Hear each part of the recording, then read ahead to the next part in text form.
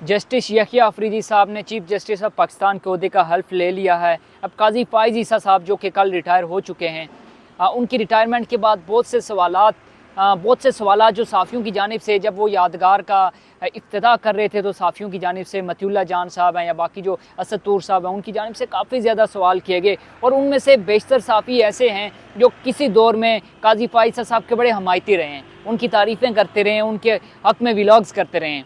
लेकिन जब कल काजी फाइज़ ईसा साहब रिटायर हो रहे थे तो उनसे बहुत से तल्ख़ सवालात भी किए गए।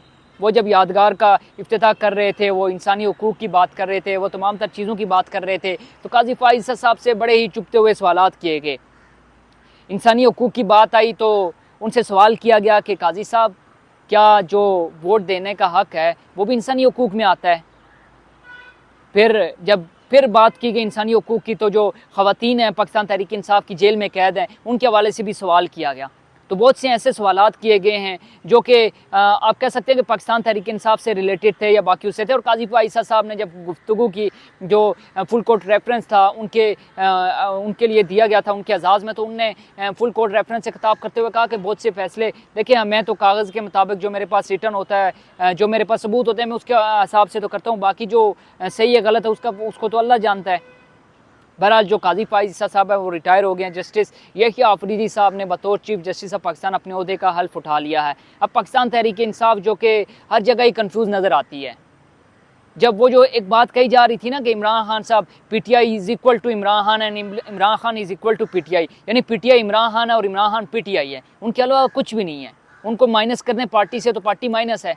अभी इस मामले में भी आप देखें इतनी ज़्यादा कन्फ्यूज़ नज़र आ रही है पाकिस्तान तहरीक इंसाफ कि वो जो यहिया अफरीदी हैं या तो उनका बयान आ जाना चाहिए कि वो इसको एक्सेप्ट नहीं कर रहे, या तो फिर उनका बयान आ जाना चाहिए कि वो यहिया अफरीदी को चीफ जस्टिस वो बतौर चीफ जस्टिस वेलकम करते हैं और वो उनसे उम्मीद करते हैं कि जो मुस्तकबिल में वो जब चार्ज संभाल लेंगे, ओहदे का हल्फ उन्होंने उठा लिया और जब वो केसेस का सुनना शुरू करेंगे तो ये केसेस और जस्टिस यहिया अफरीदी साहब को दरख्वास्त देंगे भाई हमारे ये केसेस हैं, इनको आप सुने और इनका फैसला करें। लेकिन हर मामले की तरह इस मामले में भी वो काफ़ी ज़्यादा कंफ्यूज नज़र आ रहे हैं। पाकिस्तान तहरीक इंसाफ का तो ये अलमिया रहा है कि जब कुछ होने वाला होता है तो वो चुप कर जाते हैं, वो कहते हैं कि अगर ये हो गया तो हम छोड़ेंगे नहीं। जैसे अली अमीन गंडापुर साहब ने कहा कि अगर आप लोगों ने जो सीनियर मोस्ट जज जस्टिस मंसूर अली शाह साहब उनको चीफ जस्टिस ना बनाया तो हम निकलेंगे। यानी उन्होंने कहा कि पहले आप अगर नहीं बनाते हो तो पहले ये प्रूव करोगे नहीं बनाते हो फिर हम वो करेंगे। आपको प्रेशर बिल्ड करने के लिए पहले निकलना चाहिए था। लेकिन खैर गंडापुर साहब क्या पता इस बार तो डी चौक भी ना आते। मैंने उनसे रिलेटेड जब अनाउंस हुआ कि वो डी चौक आ रहे हैं तो मैंने हर वीडियो में कहा कि खान साहब ने उनको हाथ जोड़ के ये लाजमी कहा होगा गंडापुर मेहरबानी करें 2-3 दिन ले लेकिन पहुंच जाएं। अब गंडापुर साहब ने डी चौक पहुंचे, उनने हाथ लगाया और फिर वो भाग गए। फिर 2 दिन के बाद पता चला गंडापुर साहब हैं और वो KP के असम्बली में पहुँच गए। वहाँ पे पहुँच के वो कह रहे हैं IG को नहीं छोड़ूंगा, फलां को नहीं छोड़ूंगा, फलां को नहीं छोड़ूंगा। मतलब वो कह रहे हैं कि मेरे घर आओ फिर बात करेंगे, मैं उधर आगे इस्लामाबाद में कोई बात नहीं कर सकता। तो पाकिस्तान तहरीक इंसाफ तो खैर उनका रिएक्शन इतना लेट आता है कि जब तक चीज़ एक्सपायर हो चुकी होती है या जो वाक़या होता है वो गुजर चुका होता है।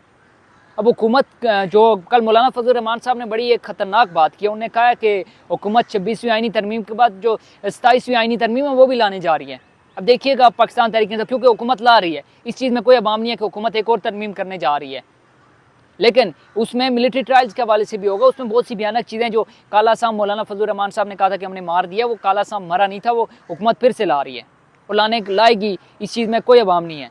तो जब वो आएगी आप देखिएगा पाकिस्तान तहरीक इंसाफ ऐसे ही करेगी। इमरान खान साहब की जो बहनें हैं उनकी रिहाई हो गई है, बुशरा बीबी की रिहाई हो गई है, लेकिन हर बंदा आप कह सकते हैं ना सरप्राइज़ है। हम लोग भी सरप्राइज़ हैं कि मतलब ये आखिर कैसे हो गया।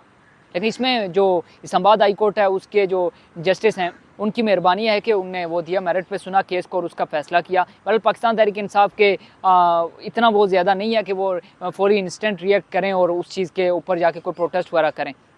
बहरहाल अब देखना है कि जस्टिस यहिया अफरीदी साहब चूँकि उन्होंने अपने ओहदे का हल्फ उठा लिया है तो आने वाले जो दिन है सुप्रीम कोर्ट के हवाले से 1-1.5 माह में जो सुप्रीम कोर्ट की डायरेक्शन है वो फाइनल हो जाएगी कि किस डायरेक्शन में है आया, क्योंकि अब तक वो कोई उन पर मुतनाज़ा चीज़ उनके हवाले से सामने नहीं आई है। जब वो अपना चार्ज संभालने के बाद केसेस सुनना शुरू करते हैं, स्पेशली पाकिस्तान तहरीक इंसाफ का या उससे रिलेटेड कोई भी केस सुनते हैं, तो देखना ये होगा कि जो जस्टिस यहिया अफरीदी साहब है उनकी डायरेक्शन क्या होती है। बहरहाल बाकी इमरान खान साहब की रिहाई के हवाले से ये है कि जो इमरान खान साहब की रिहाई है, जो मौजूदा पाकिस्तान तहरीक इंसाफ की क़यादत है, इसके होते हुए तो काफ़ी ज़्यादा हमें नामुमकिन ही नज़र आ रहा है कि इस तरह से इमरान खान साहब की रिहाई हो सकेगी। ये लोग मेरे ख्याल में जो बात हो रही थी ना कि जो लोग कह रहे थे कि ये जो इस वक्त के रहनुमा वो चाहते हैं कि इमरान खान साहब अंदर ही रहें और उनकी जो शोहरत है उससे फ़ायदा उठाया जाता रहे, ये लोग मेन हाईलाइट होते रहें, क्योंकि इमरान खान साहब ये हकीकत है कि बाहर आ गए तो इन लोगों को किसी ने घास भी नहीं डालना।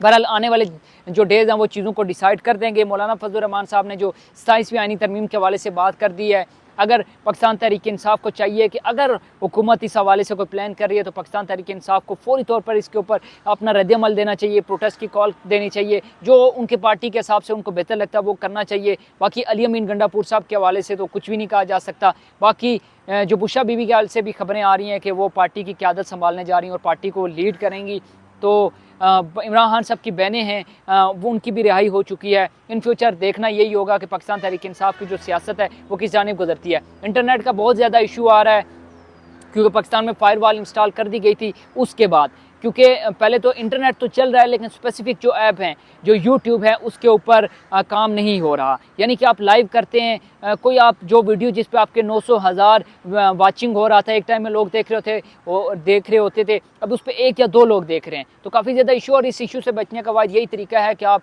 जो भी आपका पसंदीदा चैनल है, यूट्यूब चैनल है या आप मुझे देखते हैं, तो आपने उस चैनल को सब्सक्राइब लाजमी कर लेना है। तो आपसे ये रिक्वेस्ट करूंगा कि आप जो लोग मेरी वीडियो देखने वाले हैं कि आपने मेरे चैनल को सब्सक्राइब लाजमी करना और साथ ही साथ बेल आइकन को दबा देना ताकि जो आने वाली हर नई वीडियो है वो आप तक पहुंच सके। तो अभी तक के लिए मुझे दीजिए इजाज़त। अल्लाह हाफ़िज़।